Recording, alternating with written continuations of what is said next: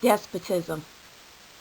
The United States of America's Jews and Ku Klux Klans plot to enslave nations and or people of color. A power scale is another important yardstick of despotism. It gauges the citizens' share in making the community's decisions. Communities which concentrate decision-making in a few hands rate low on a power scale and are moving towards despotism.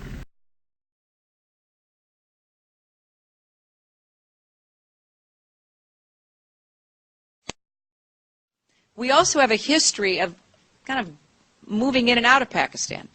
I mean, let's remember here, the people we are fighting today, we funded 20 years ago. And we did it because we were locked in this struggle with the Soviet Union. They invaded Afghanistan, and we did not want to see them control Central Asia. And we went to work. And it was President Reagan, in partnership with the Congress, led by Democrats, who said, you know what, sounds like a pretty good idea. Let's deal with the ISI and the Pakistani military, and let's go recruit these mujahideen. And let's get some to come from Saudi Arabia and other places, importing their Wahhabi brand of Islam so that we can go beat the Soviet Union. And guess what? They retreated. They lost billions of dollars, and it led to the collapse of the Soviet Union. So there's a very strong argument, which is, it wasn't a bad investment to end the Soviet Union, but let's be careful what we sow because we will harvest. So we then left Pakistan. We said, okay, fine, you deal with the stingers that we've left all over your country. You deal with the mines that are along the border. And by the way, we don't want to have anything to do with you. In fact, we're sanctioning you. So we stopped dealing with the Pakistani military and with ISI, and we now are making up for a lot of lost time.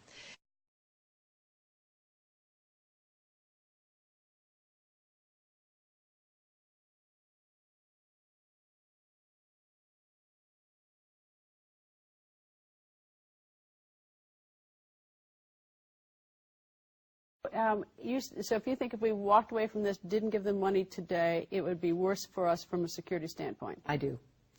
We're building a relationship that just did not exist. I said in our last trip when you were with me that we had a huge trust deficit, in part because the United States had, to be fair, we had helped to create the problem we're now fighting. How? Because when the Soviet Union invaded Afghanistan, we had this brilliant idea that we were going to come to Pakistan and create a force of mujahideen, equip them with Stinger missiles and everything else to go after the Soviets inside Afghanistan. And we were successful. The Soviets left Afghanistan, and then we said, great, goodbye, leaving these trained people who were fanatical in Afghanistan and Pakistan, leaving them well armed, creating a mess, frankly, that at the time we didn't really recognize. We were just so happy to see the Soviet Union fall, and we thought, okay, fine, we're okay now. Everything's going to be so much better. Now you look back, the people we're fighting today, we were supporting in the fight against the Soviets.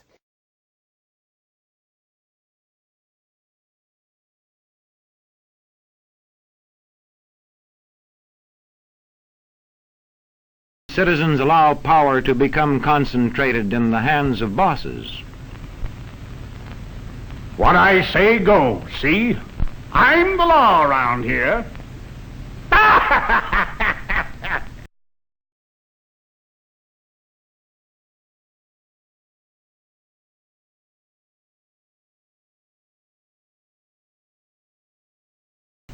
The test of despotic power is that it can disregard the will of the people. It rules without the consent of the governed.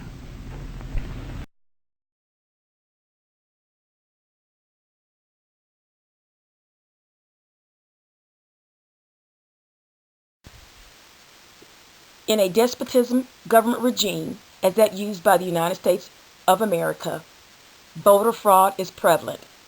The votes of the citizens of the United States actually are not counted. It is this government regime, the despotism government regime, who decides and controls who they put in the different offices and positions. misleading the people thinking that their votes are the ones that put these officials in office.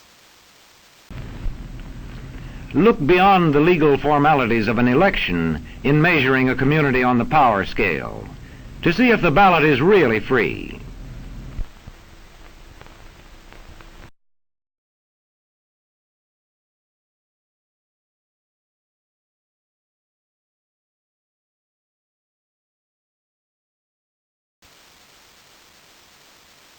The United States of America's government has been hijacked by those who are trying to implement a despotism government.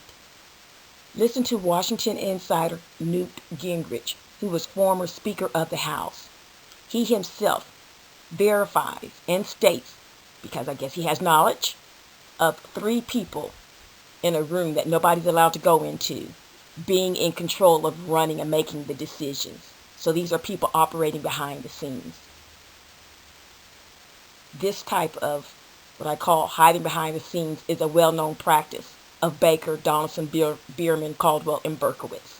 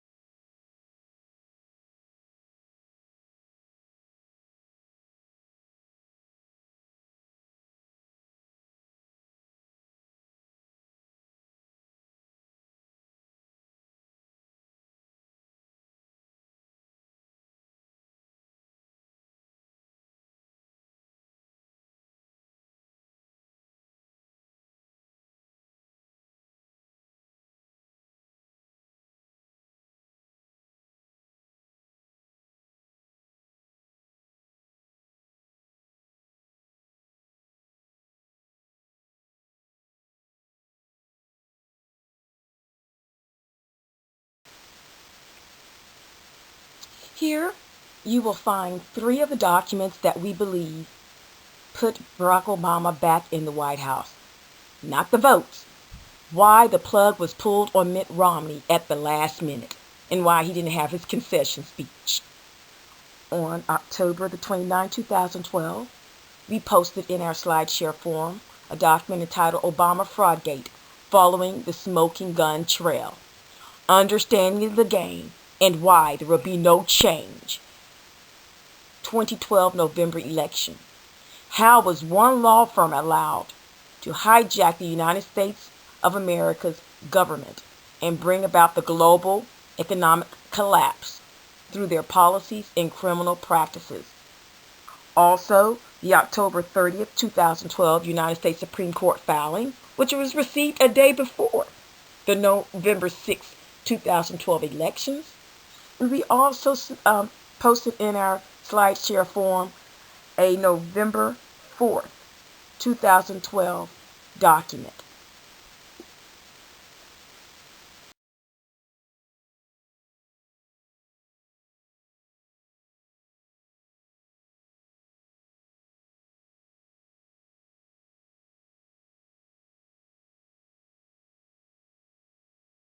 Well, we always say elections have consequences, especially for the losing campaign. It's clear the Romney campaign was prepared for a victory election night.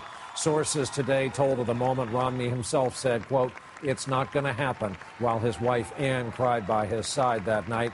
The campaign victory celebration fireworks in Boston Harbor had to be taken down, disassembled. And then somehow this ended up on the web. The Romney Presidential Transition website featuring the official logo of the president-elect, a section on the inauguration, and how to join the Romney administration that, of course, wasn't to be.